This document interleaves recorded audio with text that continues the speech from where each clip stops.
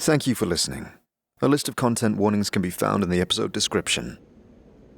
Take care. Enjoy the show.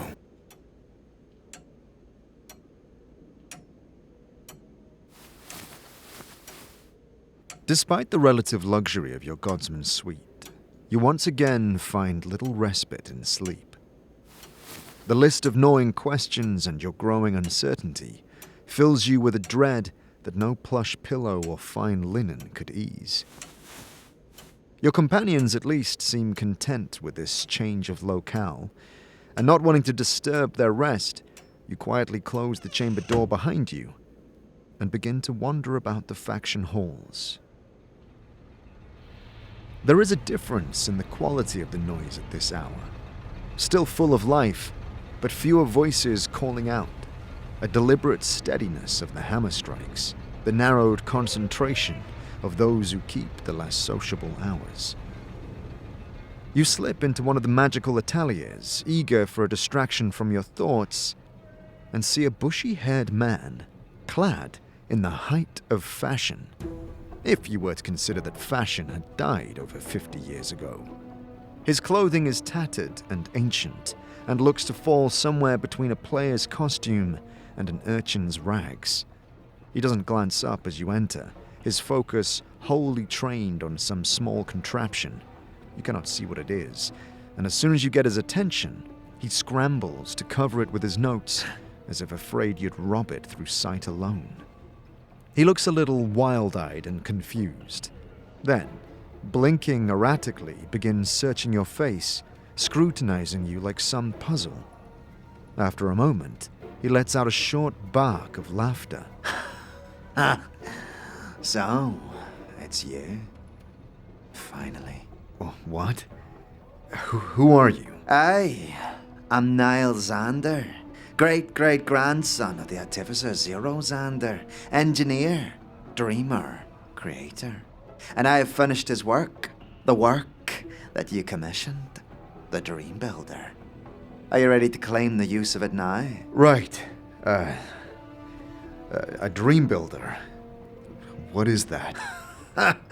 Not many would cast the memory of such an order aside. But it has been many years, I suppose. The Dream Builder is both machine and ritual.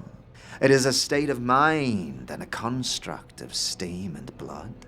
It grants dreams to those who enter its confines. It was built for you, and it has been waiting. Are you ready to finish it off? Decades it's been kept for your return. And you're certain it was built for me? Aye. My great-grandfather, Zeno Xander, set your face in stone so that we would know. Our family completed your commission because we said we would, and now, here you are. Do you still have this stone? No. It was stolen from me a year ago. I saw only a shadow flitting away. It was the only item taken from my home. I have no idea who'd take it, but it doesn't matter. I'd memorized the features. All right. What do you need from me to finish this? What I need is a piece of your skin, immersed in your blood, so the machine can familiarize itself with your physical essence. It must be held in a blue-green bottle to symbolize the dream sea on which you will float. Flesh and blood. I've given enough of that lately. Answer a question for me first. What would you like to know? This doesn't sound like any normal craft. What do you do here? Normal? What is normal? But the reality you have become accustomed to. What I do is shape that reality. I am the engineer of all engineers. I studied under the Tanari smith Kazan, who tempered words on a forge of hate, quenched them in the trough of despair, and sent them forth to slaughter stupidity. Elements of phrases, caustic words were brought to him, and he created weapons of terrifying magnitudes. Weapons that would lay an enemy low and destroy the malformed ideas of others. I'm sure you've seen his work. Sounds impressive.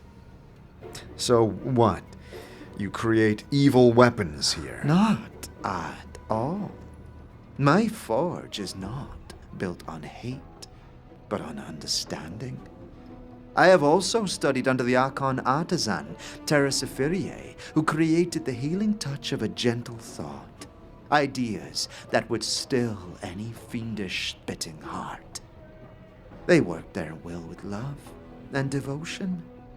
My work blends the two masters together, as all mortal psyches blend elements of the demonic and the sublime. I see. So, flesh and blood. Aye, and the bottle.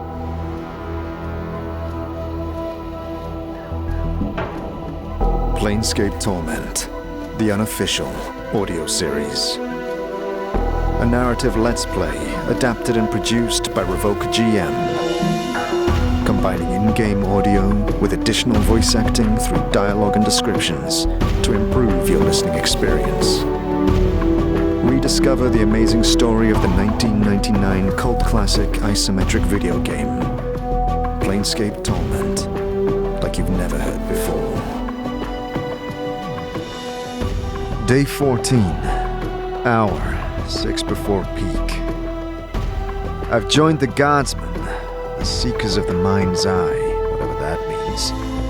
I don't know. The idea that we could better ourselves through experience and understanding feels appropriate enough, even if the thought of so many people aiming to bend the multiverse to their will makes me sick. Whatever it means, it felt good to work towards something tangible. But all that is not getting me any closer to finding this night hag Ravel. Maybe that was the point. I've felt no memories stirred her name, but there is something. A tightness, maybe. Perhaps using this dream builder will bring me answers.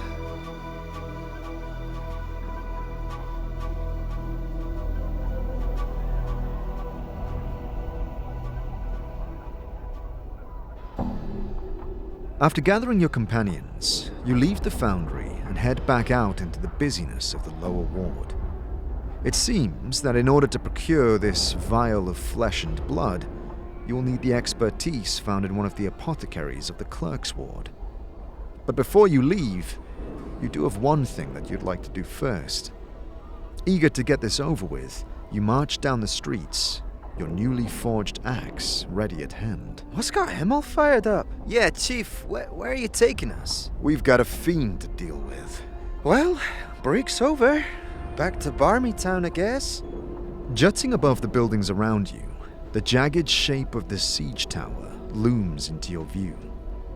Like the broken tooth of some war god, its pocked surface looks like it has forced its way through millennia of violent conflict.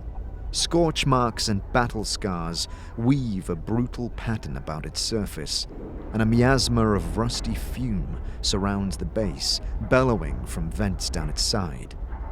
The whole street around it stinks of burnt hair and rotten eggs, a smell that intensifies as you approach and see a creature beneath it, huffing up the smoke, savoring its aroma like a fine wine.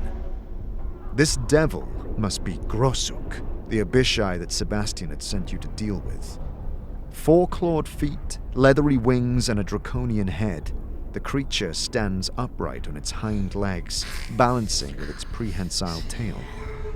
As you approach, its eyes narrow to slits, and it begins to hiss, its snake-like body contorting in a muscular spasm as it turns to face you. Greetings! The air around the creature begins to radiate heat, and its scales gleam, deepening to a vile shade of green. Go. Grossuk no talk. Told wait. It glares at you as its tail lashes back and forth. Grossuk, eh? I think I have some business with you. Every muscle on the creature seems to tense as it reaches out at you, then stops, hatred dripping from its eyes. Grossuk no talk. You lucky human. You go while still lucky. You stay. Grossuk shred. Not so lucky it would seem. Sebastian sent me. The creature relaxes quite a bit, and the air grows cooler. It rotates its clawed hand and dips its snout in a gesture of peace. Give Grossuk information. What information would that be? No question. Give Grossuk information or die. Grossuk then take information from what's left of your body. I need to know which piece of information is for you. I run errands intended for so many people, you must understand. It glares at you for a moment, then gestures at the tower above. Siege tower. Oh, get inside. Sebastian say he divine the way. Grossuk takes a step toward you and holds out his hand as a perfect visage of the mage flickers above his palm. Now give! Oh, well, that information. I'm sorry, Sebastian wanted to deliver that one in person. He'll be along soon. No! Grossuk think you lie. Give information now. Grossuk kill quick, not slow. Not give. Grossuk take time. Remove your insides. Let you watch. It opens its mouth to reveal several rows of razor-sharp teeth. Fine. Sebastian sent me to kill you anyway. At that, the creature's body flickers and contorts, seemingly splitting into several blurred forms that shift around the alley. With axe in hand, you slice a shimmering streak through one, but carve nothing but air. Confused. My turn. Suddenly, a barrage of strikes slash towards you.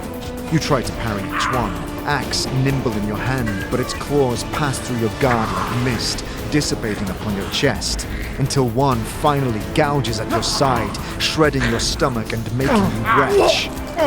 Clenching through the pain, you focus on the blurred movements as the beast darts about. You notice a slight smirk, and finding your true target, sweep your axe towards its grin. But as you do, two bright blades parry your strike, and the mirage fades, revealing Anna bracing from the force of your blow. You turn, just as another image of Anna pounces onto your chest and drags her steel knives across your skin. Real this time, blood sprouting from her blades. Dakon whips his glaive through the air, and it wraps about her as you push yourself away. Looking up, suddenly the alley is filled with dozens of figures. Maud, Anna, Dakon, several of each, and all leering at you, tongues lolling like dogs. You grip the spilling gore dripping from your belly, and awakened by your touch, it writhes in your hand. You cast the squirming viscera to the ground, and black, vine-like tendrils spread about, twisting up and around each of the figures. Some fade in an instant, others thrash about as the branches coil about them. But as you had hoped, the illusions fade, and standing before you, choked by thorny briars, is Grossuk. You raise your axe and let the executing strike fall. Black ichor splatters up your face as the devil is decimated in one fatal blow. Right. Everyone okay? I'm fine. Yeah, Chief. Get the stuff off me? What is it? Just a moment. The wound seals on your stomach, and the twisting vines wither to ash. Sorry.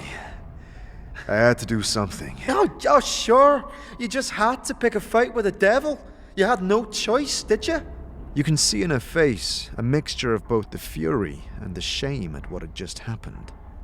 She avoids your eyes, then spits and ducks her head. Look, I'm sorry. It's over.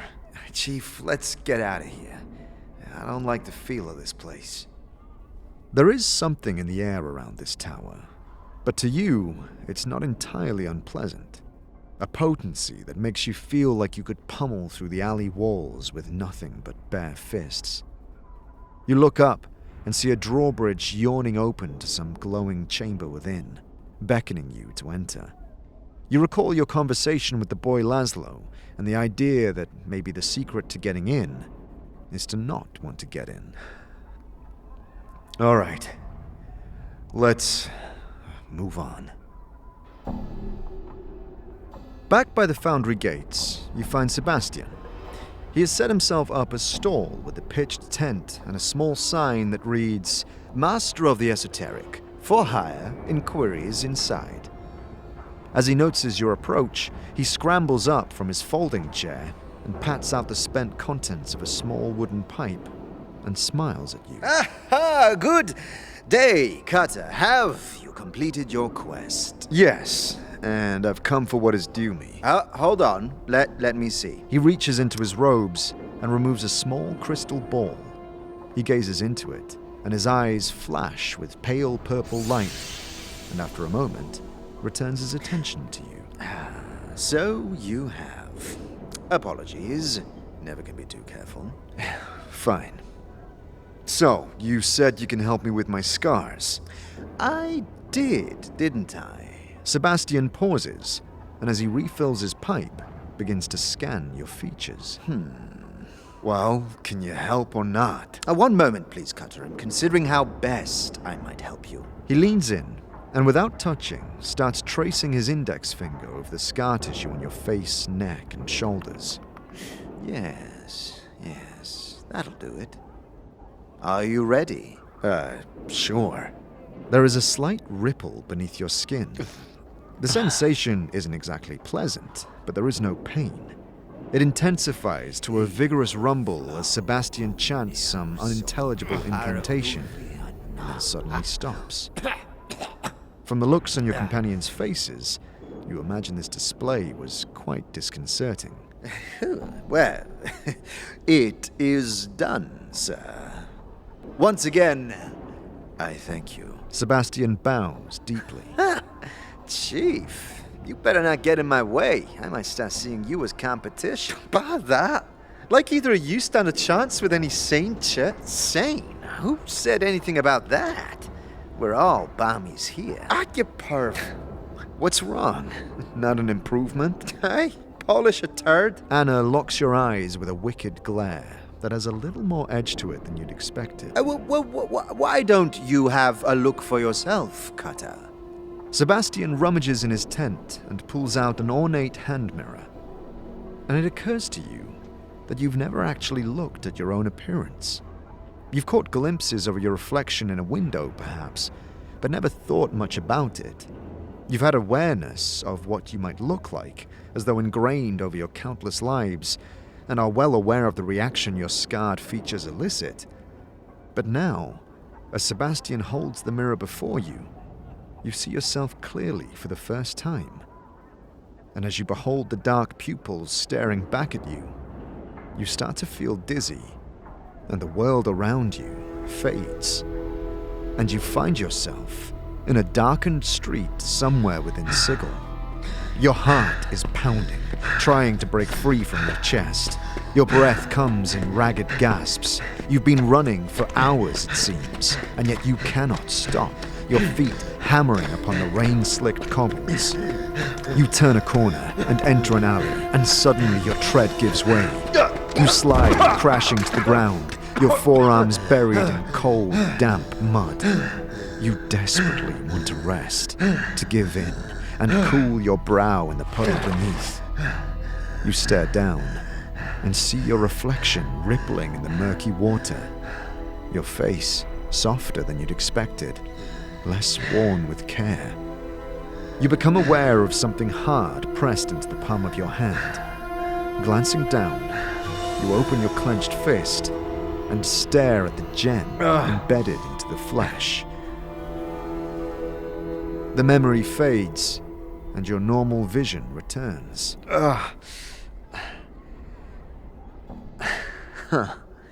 Not as bad as I thought.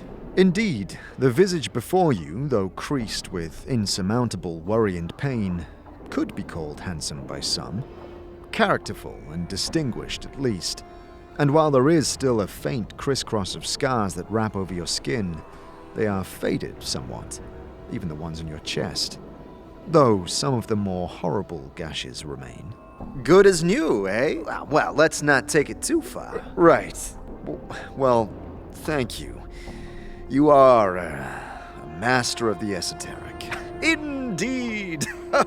Why set up here? Why choose the lower ward? A basher can't be choosy. Not everywhere will let any ruffian or scoundrel ply their trade on the streets. But it's not the Hive.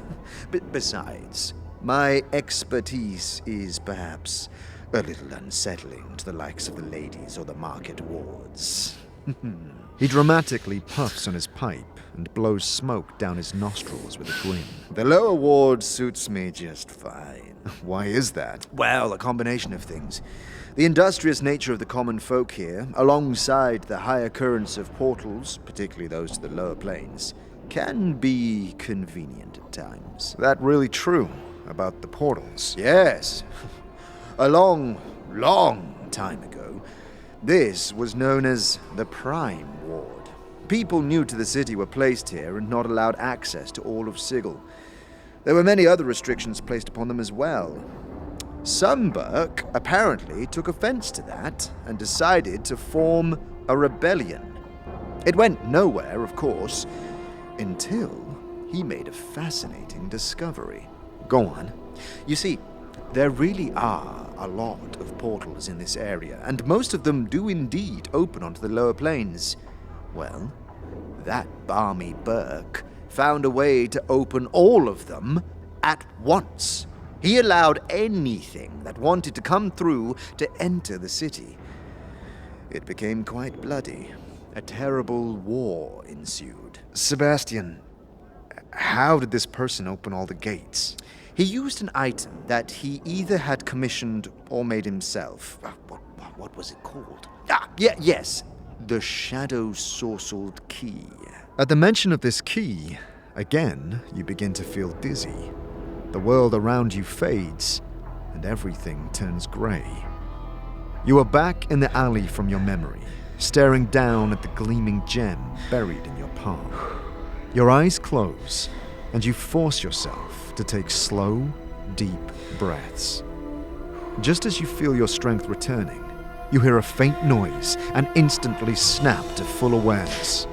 You turn to look toward the alley mouth.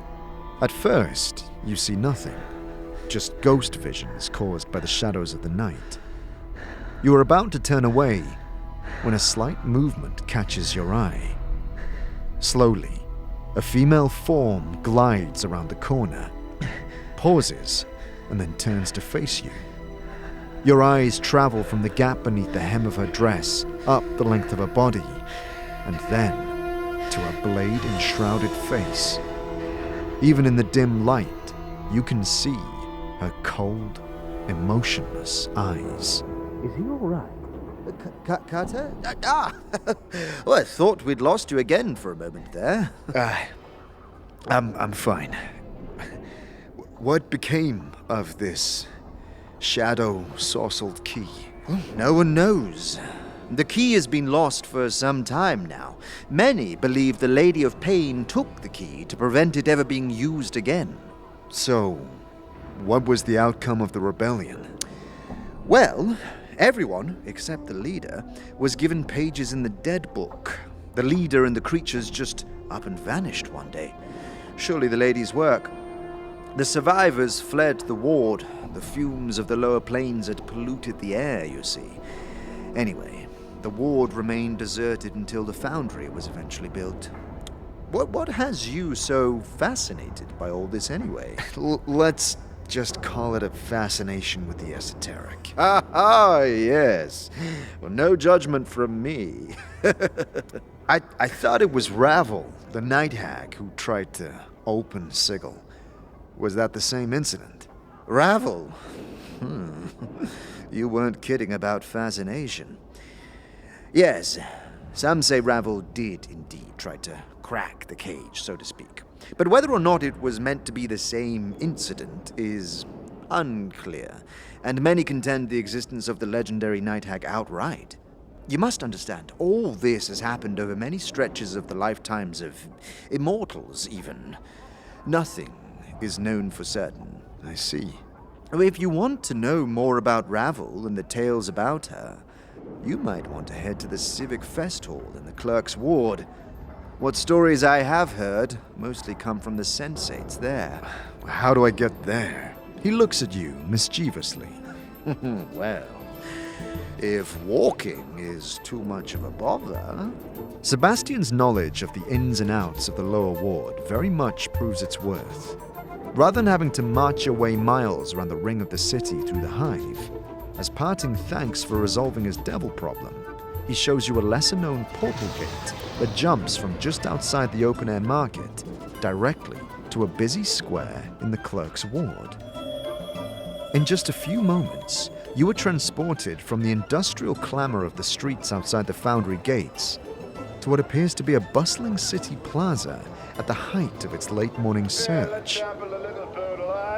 Dozens of cafes and small bars skirt the open space, and the acrid smoke and fumes that you had become accustomed to are replaced by the smells of coffee, tobacco, and perfume. It's hard to imagine a more contrasting example of Sigel's opposing cultures, and suddenly you feel very out of place. Where there was a constant rumble of cartwheels and banging boxes, you now hear the reserved giggles of cafe patrons and the casual melody of a street performer. Clinking tableware has taken over from the clang of hammers, and the soot-stained attire of the lower ward's workforce has been swapped for fine-cut suits and the stylish yet tasteful gowns of the self-acclaimed social elite. This ward's usually just home to a bunch of scribes, but this section's got the Festal in it, so it's a little more lively. Oh, what a cute little Mima! Sauntering over with a grin on her face, one of the bystanders begins marveling at your floating companion. She is dressed in formal yet well-worn and slightly wrinkled office garb, and wields her wine glass and half-empty carafe expertly in a single hand. Oh, why, hello, lovely. And his voice! Oh, what a charming little being you have. Isn't he? He likes to have the top of his skull scratched. Truly? She remains smiling, but looks suspicious. Oh, surely you jest, sir. 'Tis only a Mima. What do you mean? You're serious. They're merely objects. Well, you see, Chief, it's all about the differences in the quality of your Mima. Some, like me, are more enchanted than others, that's all. More self-aware, that's the term. The woman shrugs. Well, that certainly could be, I suppose. Quite the personality. Her eyes drift over the tattoos on your arms and chest. So, what brings you to the area? I don't often see the likes of you amongst this crowd. I'm looking for information on someone. Oh, well, perhaps I might know this someone. Why don't you ask me? Powers? Sure. What do you know of Ravel Puzzlewell? Is she a character in a book? I think that sounds familiar. The villain in a novel, no? Oh, I don't recall. Right. So, what is it you do here? She looks at you as if you were joking, and then realizing you're not, gives an embarrassed laugh. Well, 'tis the clerk's ward you are in, sir. Sure. Sorry. I've just got here. It's all a bit new. Clearly. Well, I'm a clerk, like most here. My duties keep me confined to the record halls. Not today, though. I am celebrating. Duties? My duties, sir. Work? To my employer? I see. Well, I'll leave you to it then. Farewell. Oh. Okay. Farewell, I guess. What in the seven hells of holy heaven was that? What? I admit, quill pushers are not my type. I never thought I'd see it, but that person was showing you a glimpse of what a normal conversation might be like. And you say, I'll leave you to it then. Farewell. You bar me? What? I don't want to make small talk. Just try and be polite and stay out of any fights for 1 minute. I'm gonna go work the crowd. More money in a single pocket here than the entire hive. Attempting to settle in, you take a seat at one of the bars and are handed a drinks list that has very few words on it that you actually recognize. The impassive barman awaits your order patiently. I'll have the lawbender. Very good, sir. After a few moments, a glass full of ice is placed in front of you, and a rich blue liquid is poured within, creating an aromatic fume. Thank you. Not quite done yet, sir. The barman then takes a small bottle and dashes over some other liquid on top, which, to any observer's delight, gradually changes the color from a blue to a bright pink as it settles down to the base. The taste is delicate, but very refreshing, slightly herbal with just a hint of acidity. All to your satisfaction, sir. Yes, very good, thank you. Not at all. That'll be 4 gold. Gold, did you say? Yes. Would you prefer to start a tab? No, I'll settle up right away. Oh, please. And that's why the Apparel Regulation Act is of the utmost importance. Yes, Lady Diligence. Keep such ruffians of the likes away from here. Of course. You look across the bar, and sipping at some small, layered, multicolored drink is an older, stern-looking woman in an exceptionally fine and, importantly, expensive-looking dress. A fully armored and very uncomfortable-looking giant of a man stands behind her. I'm just trying to enjoy my drink. I'll trust that you enjoy yours. She studies you with a disapproving, tight-lipped frown. Would you like me to remove him, Lady Diligence? No, thank you, matter of course. I can handle this one just fine. The lady simply stares at you, a faintly disgusted look upon her face. There's something troubling about my appearance, ma'am. I should most certainly think so. Should the Apparel Regulation Act be passed, people of your sort won't be permitted to traipse about in such a manner, half naked and filthy as you are. This look is all the rage in the hive, you know. Perhaps you should try it. It just might suit you. A slight hint of a smile twitches in her lips before her eyes narrow even further. Do not jest with me, sir. I have no patience for it. Now, what is it you want of me? You're quick to judge one by their appearance, aren't you? You would tell me then that you are not a wanderer, meandering about the city, asking questions of all those you come across, engaging in more than the occasional combat to the death with those who cross you. No, I wouldn't tell you that. All that aside, madam, I'm quite clean, and, meaning no disrespect, some cultures might find your clothes offensive. She examines you skeptically for a moment, then nods. Your point is well taken, sir. Still, though, you cannot deny you are a rather rough-looking sort of fellow. My appearance is merely a product of my environment, madam, and a difficult life. I shouldn't be held accountable for that. Oh, but you should. How easy it is for one to blame one's life, one's surroundings, for their every failing. I can see by your manner you are well educated, sir. Yet you appear to insist upon a lifestyle of wandering and senseless violence. Why not settle in and Sigil? Become a contributing citizen rather than some bloody-handed nomad in its streets. The choice is out of my hands, I assure you. Oh? How so? Her coldness melts away into a look of curiosity. It is difficult to explain. Well, nonetheless, I would bid you to do so, sir. Feeling somewhat compelled to dispel this lady's prejudice, you do tell her your story, or what you know of it. And by the end, Lady Diligence looks shocked. That is quite a tale, sir. Were it only a tale, madam. It is my life, and I've the scars to prove it, as you noted when we first met, I believe. Yes, quite so. She smiles warmly.